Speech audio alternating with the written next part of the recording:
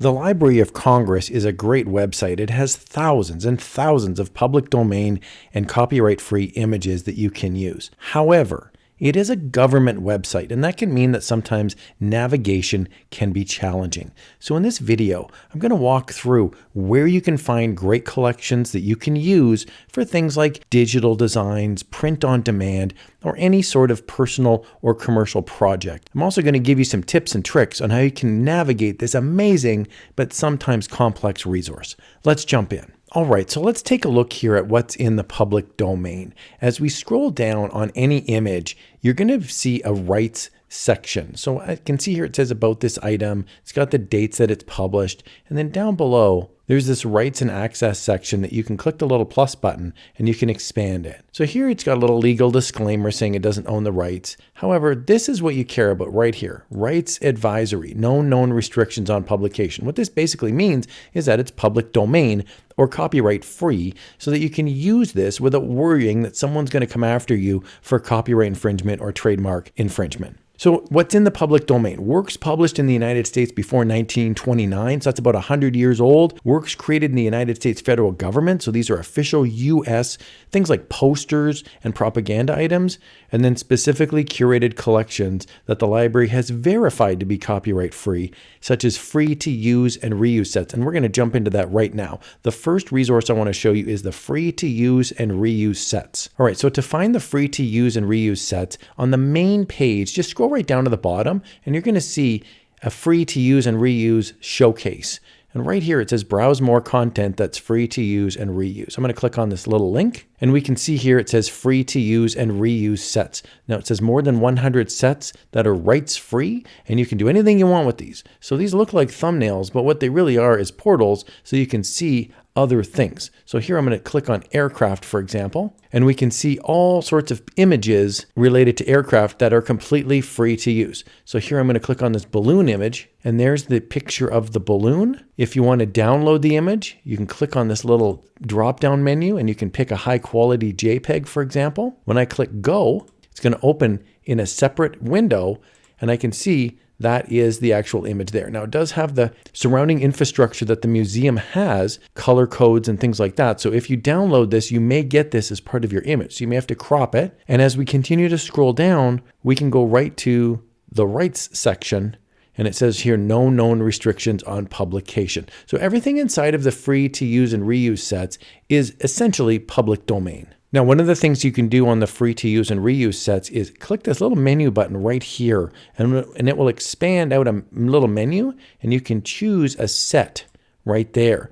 We can see all these different sets that are coming up. There's actually quite a lot of them. So for example, I'm going to go here to horses, and we can see now this section is all about horses. There's paintings, illustrations, all sorts of great looking horse images that are all free to use and reuse. Whenever you're inside of a collection like this, you can go up to the top and you'll see what they call a breadcrumb trail. You can click back one level and that'll take you back to the free to use and reuse sets menu. There are a ton of different resources here on the free to use and reuse set. So take a good amount of time to go through them. You might be pleasantly surprised at some really cool things, especially for fine art prints. Here I'm going to click Statue of Liberty and we can see, for example, this picture is so cool. It would make a great fine art print. You could always take this, crop it, and then you could have some text underneath it and make a really great looking fine art print with it. Now let's take a look at collections in general. These are not necessarily in the public domain, but they could be. Now to find a collection, what you want to do is be on the main page and then scroll down a little bit and you'll see right here, digital collections. I'm going to click on that. We can see here digital collections. There's featured content at the top and you can scroll through as I click on the little right arrow button, or you can actually search the collections down below. So there's 578 digital collections.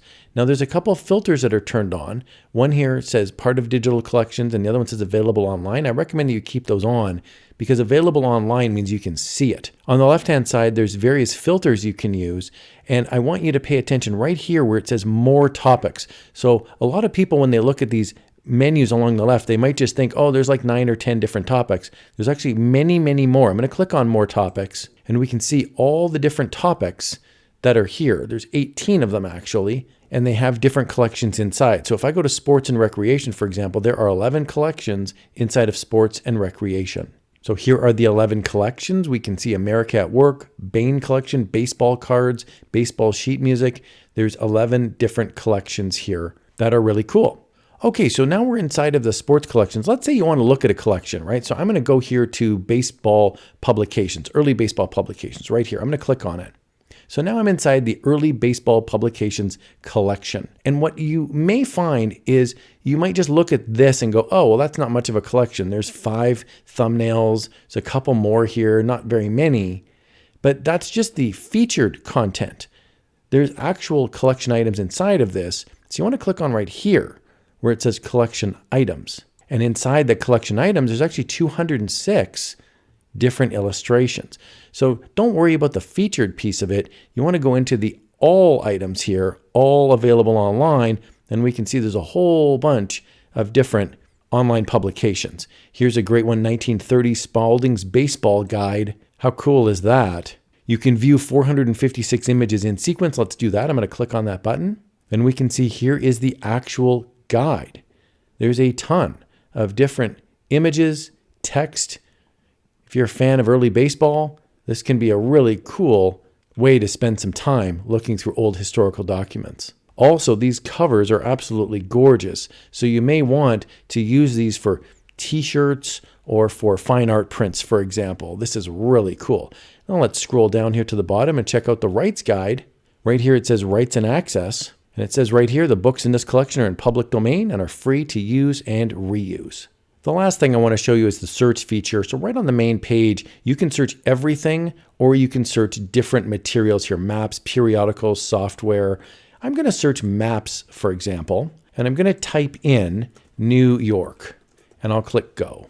So we're going to see available online about 5,000 maps. So from there, this may be too many to look through. You could spend the rest of your life looking through these maps. Maybe you want to find something very specific. So as you can see on the left-hand side, there are filters to help you narrow down your search.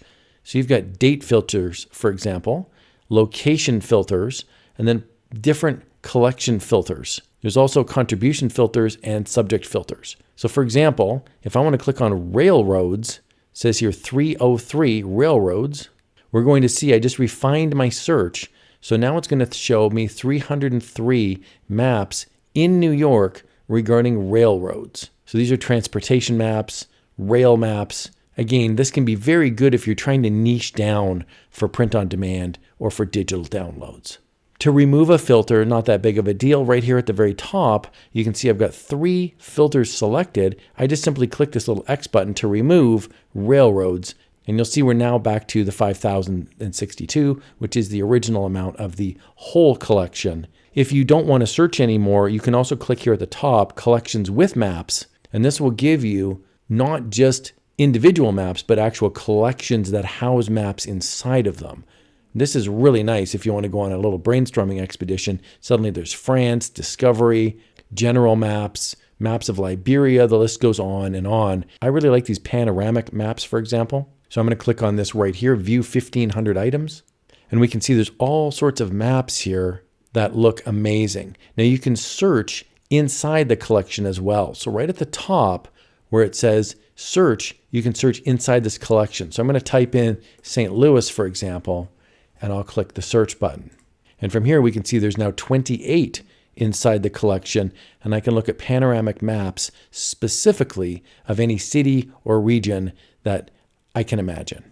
So these maps can be really beat up over time. They look amazing, but sometimes the text down below and these stamps can be a little annoying. So you can certainly clean these up with Affinity Photo, with Photoshop, but you can make these into beautiful fine art prints. I hope you found this walkthrough helpful. I really love using the Library of Congress. They've got some really high quality images, and I've spent hours and hours perusing the amazing artwork and history on these websites. Here's another video where you can have some fun using free stuff.